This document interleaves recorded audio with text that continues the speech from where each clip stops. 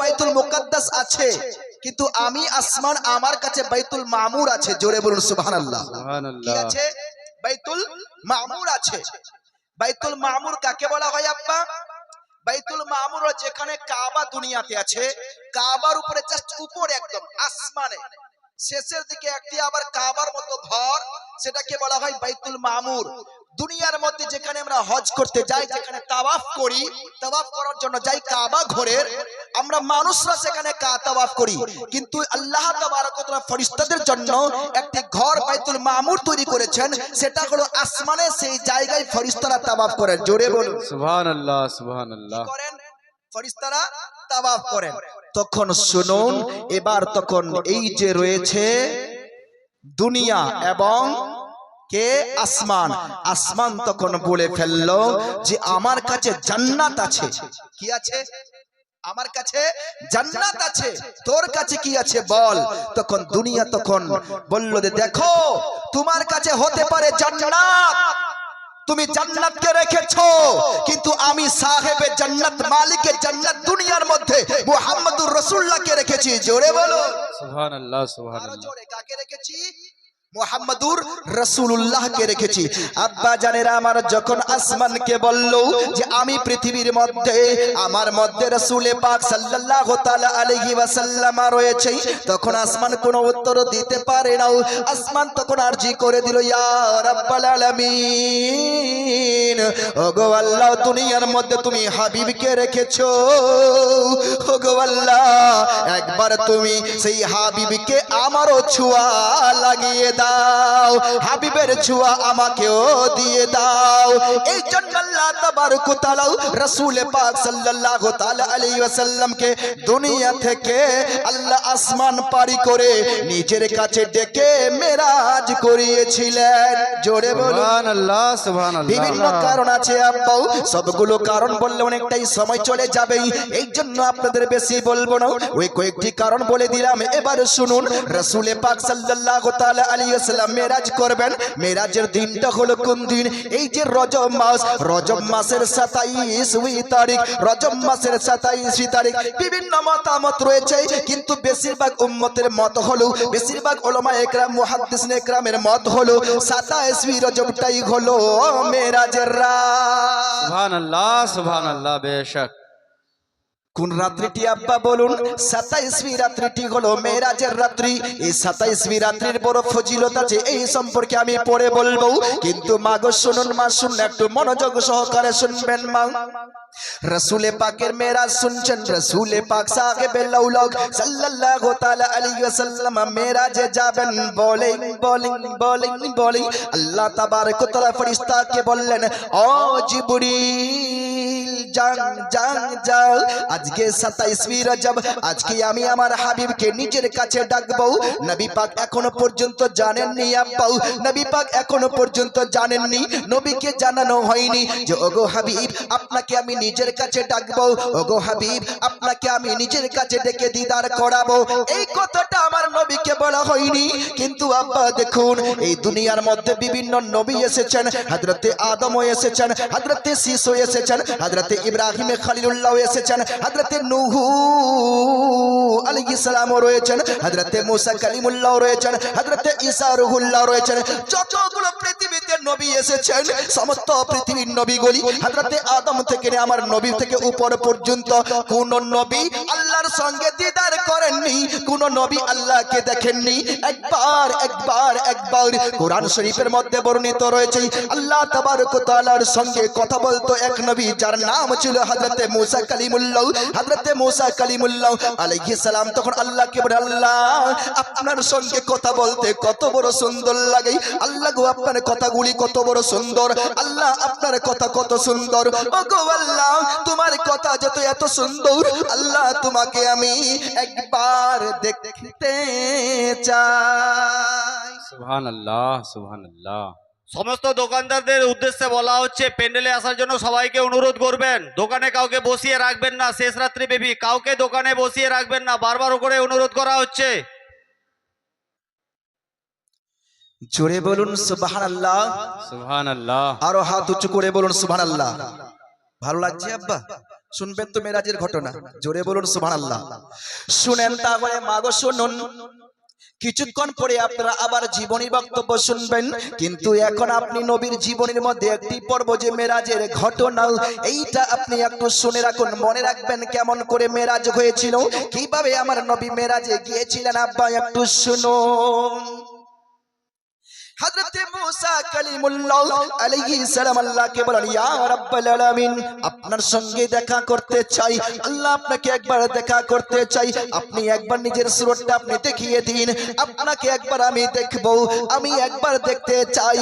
আল্লাহ তাবারক ওয়া তাআলা কোরআন শরীফের মধ্যে বলেন, মুসা লান তারানি লান তারানি লান তারানি, মুসা তুমি আমাকে দেখার মতো তোর শক্তি নয়, মুসা তুমি আমাকে দেখতে পারবে না, তোমার চোখে এত বড় পাওয়ার নয়, তোমার এত বড় চোখে জ্যোতি নয় যে তুমি।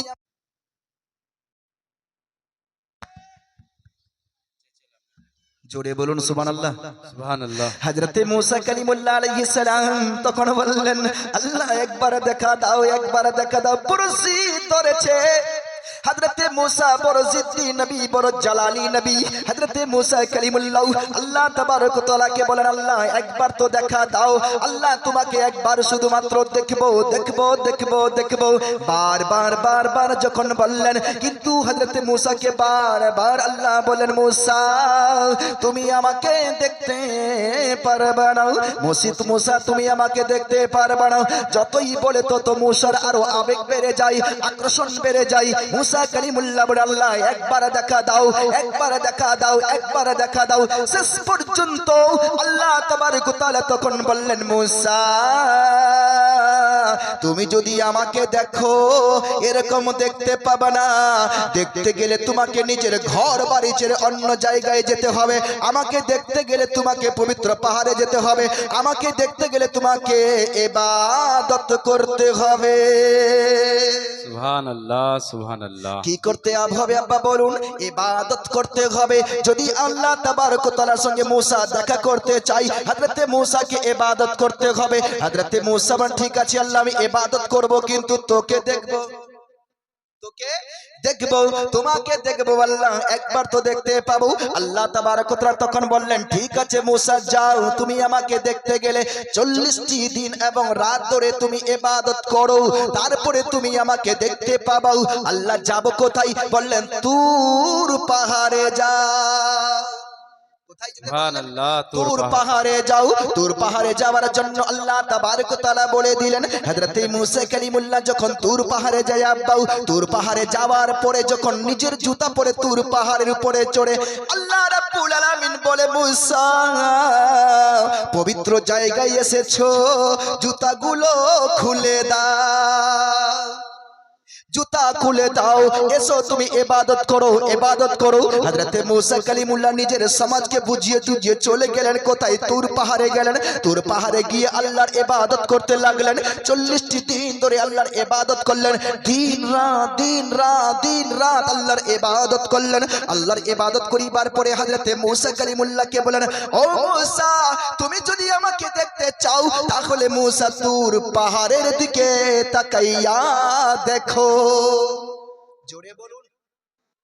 আল্লাহ তাবারক ওয়া তাআলা যখন তুর পাহাড়ে দেখার জন্য বললেন, আল্লাহ তাবারক ওয়া তাআলা নিজের তাজাল্লির মধ্যে, নিজের যে তাজাল্লি রয়েছে, তাজাল্লি সিফাতি তাজাল্লি, কিছু তাজাল্লি আল্লাহ তাবারক ওয়া তাআলা তুর পাহাড়ে দিলেন। যখনই তুর পাহাড়ে দিয়েছে আব্বা, তুর পাহাড় জলের রাখ হয়ে গেল, এদিক ওদিক হয়ে গেল, এদিক ওদিক বিখড়ে গেল।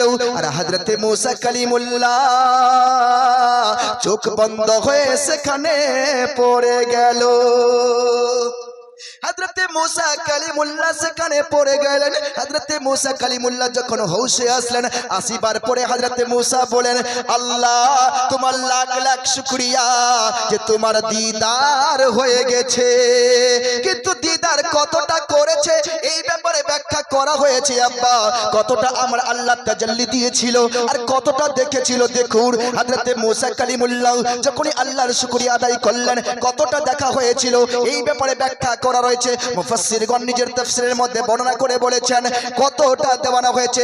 আপনারা পাখি সুই অবশ্যই দেখেছেন, ওই পাখি সুইয়ের পিছনে যে একটা ছিদ্র থাকে, ওই সুইটাকে যদি হাজার হাজার যদি ভাগে ভাগ করি, যে ক্ষুদ্র পরিমাণ যে কণিকা পরিমাণ পাওয়া যাবে, এতটুকু থেকেও কম আল্লাহ তাজাল্লি আতা করেছিলেন।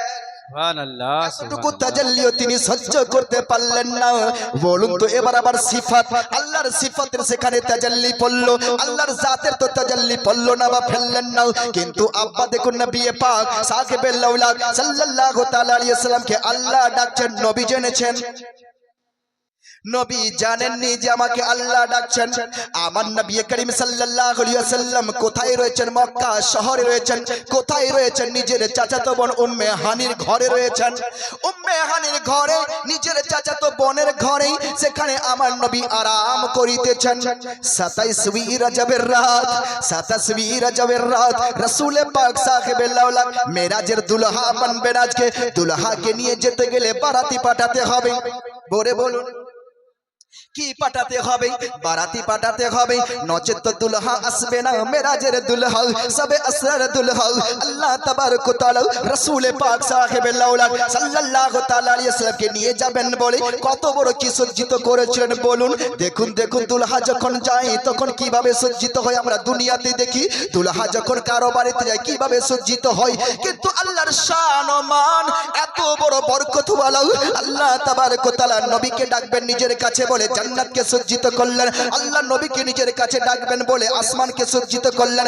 আল্লাহ নিজের কাছে নবীকে ডাকবেন বলে আল্লাহ তাবারক ওয়া তাআলা মালিকুল মউতকে বললেন, এ মালিকুল মউত, আজ রাত্রিতে কারো মৃত্যু হবে না। জোরে বলুন, আজ রাত্রিতে কারো মৃত্যু হবে না। এবার মৃত্যু যে রয়েছে বাবা, হযরতে মালিকুল মউতকে যদি জিজ্ঞেস করা হয়, ও মালিকুল মউত বলো মৃত্যু তুমি কখন কখন নাও? মালিকুল মউত বলবেন, যেই দিন থেকে আমার উপরে মৃত্যুর দায়িত্ব নেওয়া হয়েছে সেই দিন থেকে নিয়ে আজ পর্যন্ত সেকেন্ড তো দূরের কথা, সেকেন্ড থেকে হাজার গুণ কম যে একটা সময় হয়, সেই সময়ও আমি ফুরসত পাইনি। কিন্তু আজ আল্লাহ তাবারক ওয়া তাআলা বলছেন, ও মালিকুল মউত মৃত্যু বন্ধ করো। জোরে বলুন কার জন্য? আমার নবীর আগমনের জন্য। আল্লাহ তাবারক ওয়া তাআলা হযরত ইসরাফিলকে বলেন, ইসরাফিল তুমিও যাও সূরকে রাখো, সূর রাখো তুমিও যাও। হযরত ইসরাফিলকে বললেন, হযরত মালিকুল মউত সঙ্গে হযরত মালিকুল মউতকে মৃত্যু নেওয়ার জন্য বন্ধ করে দিলেন। হযরত ইসরাফিলকে সঙ্গের সাথী বানিয়ে দিলেন। হযরত মিকাইল আলাইহিস সালামকে বললেন, হযরত জিবরিল আমিনকে বললেন, ও জিবরিল যা যা যা, আমার হাবিব আজকে আমার কাছে আসবেই। আমার হাবিবকে এরকম আল্লাহ হবে না। আমার হাবিবের জন্য জান্নাতের দরওয়াজা খুলে দাও, জান্নাতের দরওয়াজা খুলে দাও, জান্নাতের খুশবু ছড়িয়ে দাও। পৃথিবীর উপরে কোনো কারো যেন কষ্ট না হয়। পৃথিবীতে যত কবর আছে সমস্ত কবরে যত আযাব হয় সমস্ত আযাব বন্ধ করে দাও। এটাই তো হলো নবীর শান, এটাই হলো নবীর সম্মান। রাসূল পাক সাহেবে লাউলাদ সাল্লাল্লাহু তাআলা আলাইহি ওয়াসাল্লামের আগমনের জন্য তিনি নিয়ে যাবেন আল্লাহ নিজের কাছে। এই জন্য কবরের আযাবকে বন্ধ করলেন, কবরের আযাবকে বন্ধ করলেন, জান্নাতকে সজ্জিত করলেন, জাহান্নামের দরওয়াজা বন্ধ করে দিলেন, জাহান্নামের আযাব বন্ধ করে দেওয়ানো হলো। হযরত জিবরিল আমাকে বলে, জিবরিল যা যা যা হাবিবকে ডেকে নিয়ে আয়, তাড়াতাড়ি করে নিয়ে আয়, তাড়াতাড়ি করে নিয়ে আয়, তাড়াতাড়ি করে নিয়ে আয়। কিসে নিয়ে আসবো? আল্লাহ তাবারক ওয়া তাআলা বলেন, যা জান্নাতের মধ্যে যা, জান্নাত থেকে বুরাক নিয়ে যা। সুবহানাল্লাহ সুবহানাল্লাহ। জান্নাতে যাও, জান্নাত থেকে বুরাক নিয়ে নাও, জান্নাত থেকে বুরাক নিয়ে যাও। এবার যখন হযরত জিবরিল আমিন জান্নাতে গেলেন, বুরাকের কাছে গেলেন, বুরাক সেখানে একটা দুটা ছিল না। কিতাবের মধ্যে বর্ণিত রয়েছে আল্লাহ জান্নাতের মধ্যে কত বুরাক ছিল।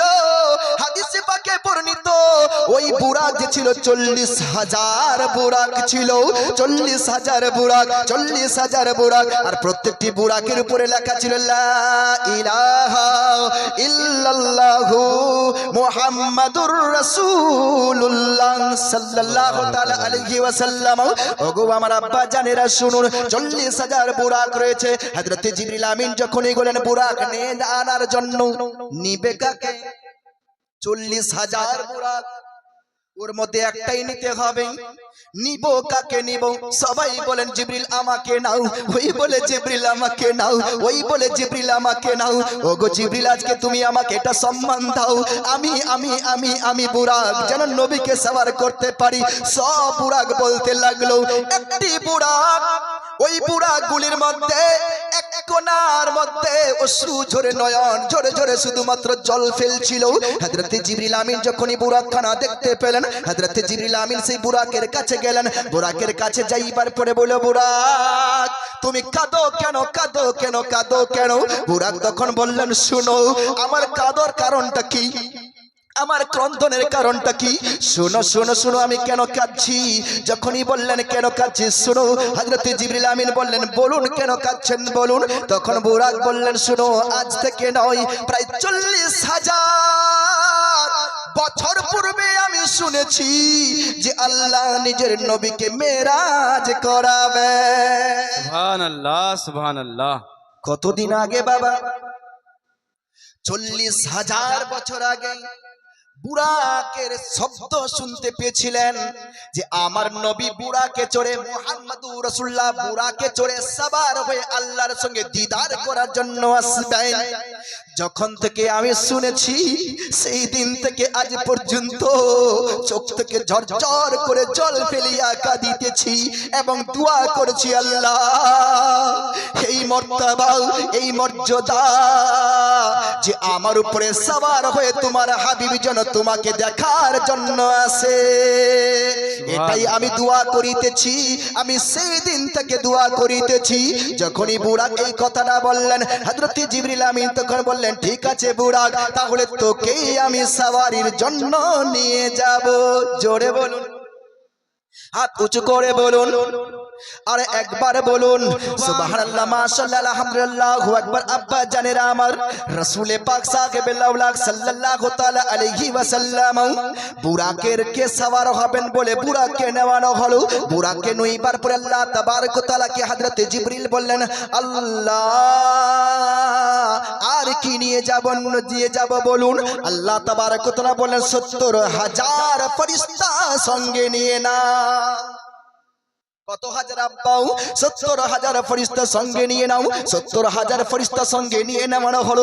জুলুস যেরকম আমরা করি, জুলুসের মতো সজ্জিত হয়। হযরত জিবরিল আগে আগে আগে আগে, সমস্ত ফেরেশতা পিছনে পিছনে চলে আসলো আব্বা। আস্তে আস্তে আস্তে আস্তে চলে আসলো মক্কা শহরে। মক্কা শহরে আসিবার পরে উম্মে হানির ঘরে আমার নবী পাক ঘুমাইয়া ছিলেন, সেখানে আরাম করিতেছিলেন।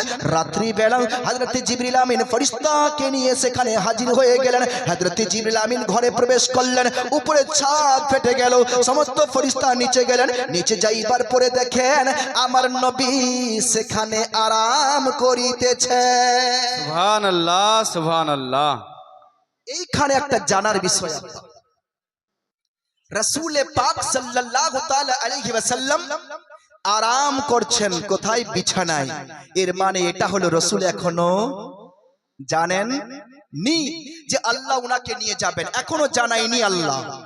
যদিও আমার নবী জানেন, কিন্তু আমার নবী ঘুমিয়ে আছেন। কিন্তু এখন যে আমাকে নিয়ে যাবেন, আমার নবী ঘুমাইয়া রয়েছেন। আমার নবী কিন্তু জানেননি যে ঘুমাইয়া আছেন, যে আমি এখন আল্লাহর সঙ্গে সাক্ষাৎ করতে যাবেন, আল্লাহ জানায়নি এখনো। হযরত জিবরিল আমিন আলাইহিস সালাম সেখানে হাজির হইবার পর এবার জিবরিল ভাবছে কি করব, নবী তো ঘুমাইয়া রয়েছে, করব তো কি করব। আল্লাহ বলছে জিবরিল তাড়াতাড়ি নিয়ে এসো। ওদিকে আল্লাহ জিবরিলকে, জিবরিল তাড়াতাড়ি নিয়ে এসো। জিবরিল ভাবছে আল্লাহ কি করব, নবী আপনার তো ঘুমিয়ে আছে, কি করে জাগাবো, জাগাবো তো কি করে জাগাবো। আমি যদি নবীকে ঘুম থেকে উঠাই তাহলে বেয়াদবি হয়ে যাবে। নবীকে উঠাবো তো কি করে উঠাবো। হযরত জিবরিল আমিন তখন নুরানি মাথায় মগজে সস্তে কি করব আল্লাহ, কেমন করে আপনার হাবিবকে এখান থেকে উঠাবো। আপনার হাবিব তো ঘুমিয়ে রয়েছে, বেয়াদবি যেন না হয়। হযরত জিবরিল আমিনকে তখন আল্লাহ তাবারক ওয়া তাআলা, জিবরিল তোমার হোঠকে আমি কি দিয়ে তৈরি করেছি তুমি জানো? বললেন হ্যাঁ, কাফুর দিয়ে তৈরি করেছেন। কপুর দিয়ে, কপুর হলো ঠান্ডা, জোরে বলুন সুবহানাল্লাহ। কাফুর দিয়ে তৈরি করা হয়েছে। জিবরিল এক কাজ করো, তোমার এই কপুরের তৈরি হোঠ মোবারককে আমার নবী পাকের তালবা মোবারকে লাগিয়ে দাও। জোরে বলুন সুবহানাল্লাহ সুবহানাল্লাহ। কোথায়? আপনার হোঠ মোবারক, তোমার হোঠ মোবারক রাসূলে পাক সাল্লাল্লাহু আলাইহি ওয়াসাল্লাম তালবা মোবারকে লাগিয়ে দাও। হযরত জিবরিল আমিন আলাইহিস সালাম তখন বলছে, এটাই তো ভাবছিলাম কখন আমার সুযোগ আসবে যে নবীকে আমি চুমু দেব, কখন আমার সময় আসবে যে নবীর তলবা মোবারক আমি আজকে চুমু দিব। আল্লাহ লাখ লাখ শুকরিয়া, আজ আমি জিবরিল রাসূলে পাক সাল্লাল্লাহু আলাইহি ওয়াসাল্লাম তালবা মোবারকে চুমু দেওয়ার তৌফিক পেয়েছি। জোরে বলুন সুবহানাল্লাহ সুবহানাল্লাহ। সেই রাসূলে পাক সাল্লাল্লাহু তাআলা আলাইহি ওয়াসাল্লামের মর্তবা মর্যাদার উপরে কেউ হাত উঠানে वाला, কেউ বলে নবী আমার মতো, কেউ বলে নবী কিছুই জানে না, কেউ বলে নবী তো হচ্ছে মাটির মানুষ। না খান্দা কোথাকার তোমরা শুনো, দেখো জিবরিল আমিনকে দেখো, যিনি ফেরেশতাদের সর্দার, সমস্ত ফেরেশতার সর্দার যিনাকে বানিয়েছেন তিনার নাম হলো হযরত জিবরিল। সেই হযরত জিবরিল আলাইহিস সালাম এখন আজ নবী পাকের পা মোবারককে চুমু দিচ্ছেন। জোরে বলুন সুবহানাল্লাহ হযরত জিবরিল আমিন আলাইহিস সালাম তখন নিজের হোঠ মোবারককে রাসূলে পাক সাল্লাল্লাহু আলাইহি ওয়াসাল্লামের তলবা মোবারকে চুমু দিয়ে দিলেন।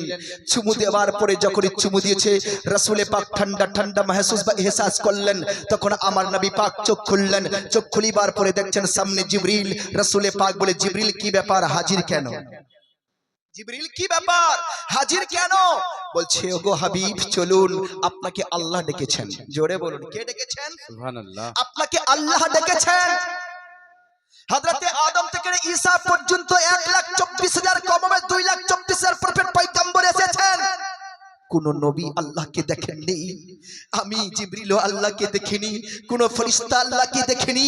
ওগো হাবিব আপনি উঠুন, আপনাকে আল্লাহ ডেকেছেন নিজের দিদার করাবার জন্য। জোরে বলুন সুবহানাল্লাহ। বিশ্বে কেউ কাউকে দেখেননি, আল্লাহকে কেউ দেখেননি, শুধুমাত্র একাই আমার নবীকে ডাকলেন আল্লাহকে দেখার জন্য। হযরত জিবরিল আমিন আলাইহিস সালাম তখন হুজুর তৈরি হন। যাই হোক, বিভিন্ন এখানে একটু কিছু ওয়াকিয়া ঘটনা রয়েছে। হযরত জিবরিল আমিন তখন তিনাকে ওযু করালেন। ওযু করাইবার পরে তারপরে তিনার সিনাকে চাক করানো হলো, ভিতরে যা ছিল বের করানো হলো, আবার সিনাকে আবার ঠিক করানো হলো।